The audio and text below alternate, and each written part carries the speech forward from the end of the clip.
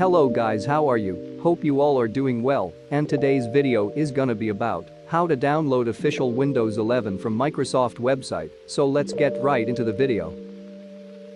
Firstly, search download Windows 11 in Google and click on the first link from Microsoft.com.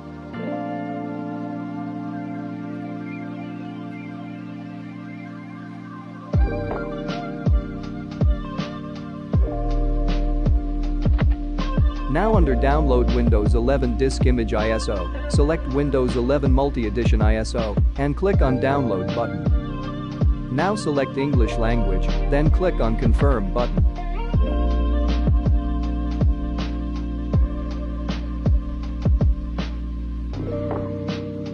Now click on 64-bit download button. Here download is started, so if you like this video, so don't forget to like, share, and subscribe to my channel for more amazing videos. Thanks for watching.